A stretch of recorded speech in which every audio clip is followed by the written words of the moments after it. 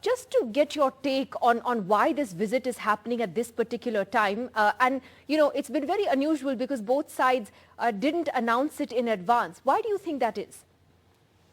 Thank you, Nidhi, for having me on the show. I think there could be a number of reasons why this visit is taking place at this moment. My own experience is that typically the Chinese indulge in very choreographed diplomatic maneuvers, and this is one of them. It's their style and their mode of behavior. So you see Wang Yi venturing forth into Pakistan, into Afghanistan, now India, tomorrow, and then Nepal. And I think the impression that the Chinese, if you were speaking from a Chinese perspective, it's to speak about China, the rising power, the risen power rather, confident, active, focused, even though there is geopolitical uncertainty in the world today with chaos and conflict surrounding us, especially when you look at Ukraine. But engaging neighbors, a so-called force for stability and good, even though the reality may be otherwise. Secondly, I think the Chinese see an opening in this situation. The Russia-Ukraine conflict, as seen from Beijing, offers the scope for new alignments that must be explored, especially if they can disturb the architecture of the Indo-Pacific and the architecture that is led by the United States and its allies and partners. Now, I see India as a key and central power in this calculus because India has been careful not to condemn Russia or pin its colors to the Western mast. It's a country that powers like China and by extension Russia, of course, would like to see co-opted to their side, or at least be seen as identifying more with their sphere of interest, although I don't believe, again, that India can be co-opted so easily. Right, which is why the next question was that, But I just wanted to give you the third reason also before I go on to that. Thirdly, I think the Chinese want to see the current situation, want to use the current situation so that they can pin and perhaps probe India a little more on the future of bilateral relations. Here again, they want to move away from our emphasis on resolving the conflict, the current standoff that is in Ladakh, and our emphasis on the restoration of the status quo before 2020.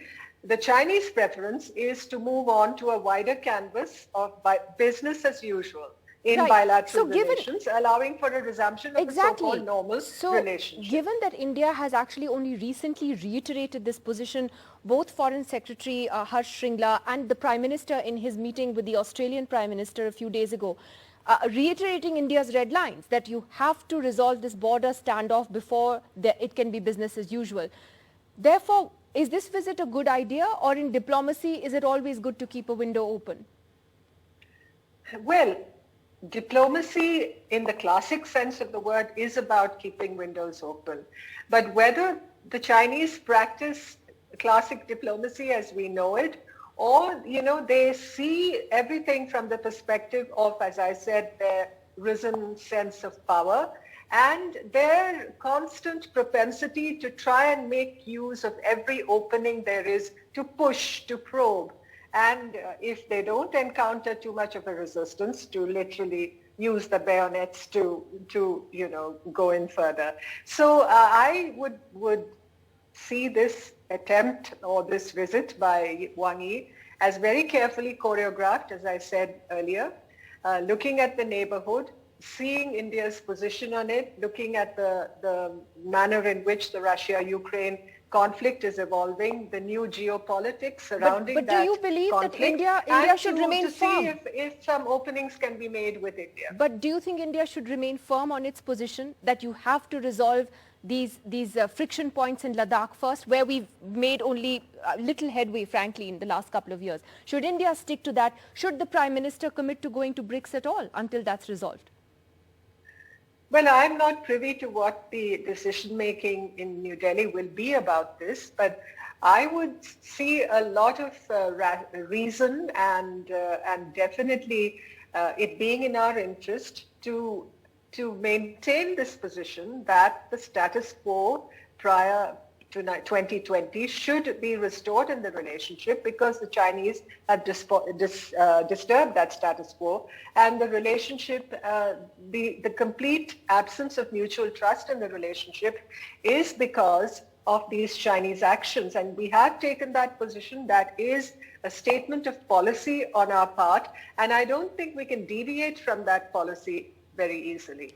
Finally, Nirupama Rao, when you look at, the way the MEA reacted so strongly to Wang Yi's statement on China, on Jammu and Kashmir in Islamabad yesterday, it was unusual, as I was pointing out, because they named him, and also that they said that India normally doesn't talk publicly about China's internal matters. It was kind of a warning in a sense. Does that give you a sense that, the expectations from this visit should be kept really very low? Yes, I think we should be very realistic about our expectations from this visit. China has not acted maturely or responsibly. In fact, I would even go so far as to say that China has been extremely flat-footed in those references that Wang Yi made in Islamabad to Kashmir and the Kashmir situation. So I don't really quite understand what expectations China can have about restoring normalcy in the relationship with India, given this kind of approach that it has taken.